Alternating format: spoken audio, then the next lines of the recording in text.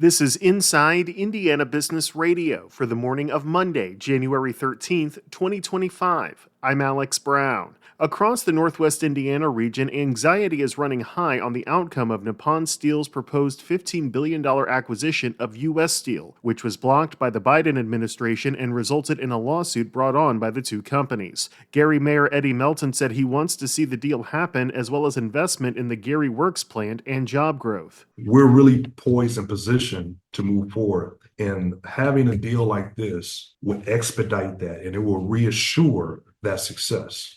The plan that I'm putting in place now, let's just say in the next 4.5 to 8 years, Gary will be the greatest comeback story in American history. And I really believe that. U.S. Steel is the region's largest employer with more than 4,000 workers. Pat East, who has been the executive director of Bloomington Co-working and Entrepreneurship Center The Mill since its launch in 2017, has resigned. In his announcement, East did not say what he will do next. At East's recommendation, The Mill said, its board of directors has unanimously appointed its senior vice president of strategic partnerships, John Fernandez, to serve as interim executive director until a permanent successor is selected. Muncie Power Products has promoted Scott Huntsman to CEO, the company announced this month. Huntsman has been with the company since 2016 and most recently served as Chief Commercial Officer. From the number one source for Indiana business news, this is Inside Indiana Business Radio. To succeed, you need to stay informed. You need to be engaged. And let's face it, you need to set yourself apart from the rest by connecting with a company that brings you the best. Because in today's environment, business is an ever-moving target, and we'll help you chase it. IBJ Media. The best of business is in us. Get started at ibjmedia.com/youngprofessional.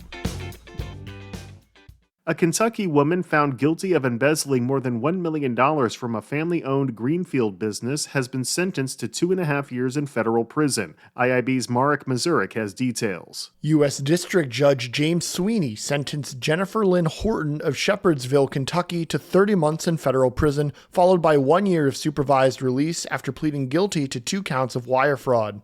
According to court documents, between 2011 and 2022, Horton worked as an office manager for a family-owned contracting company located in Greenfield.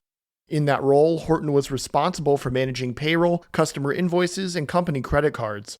Beginning in early 2016 and continuing through the end of 2022, Horton carried out multiple schemes to defraud her employer of more than $1 million.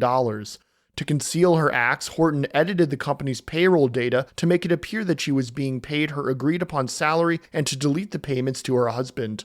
After the edited data was approved, Horton reverted the payroll system to make the unauthorized payments to herself and her husband.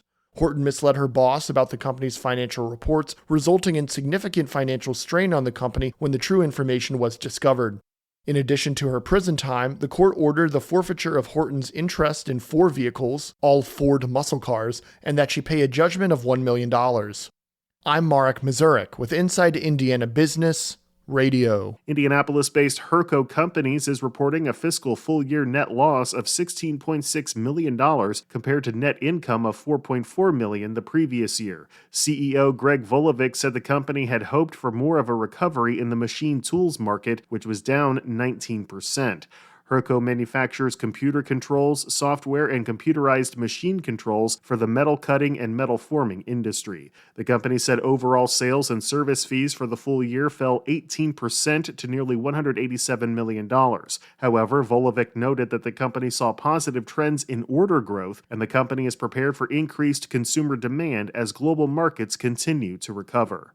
Trendy Minds founder Trevor Yeager is this week's guest on the Business and Beyond podcast with Gary Dick, presented by PNC, a weekly conversation with high-profile Hoosiers in business, sports, and entertainment, and beyond. Available now from your favorite podcast provider. I'm Alex Brown for Inside Indiana Business Radio on Demand.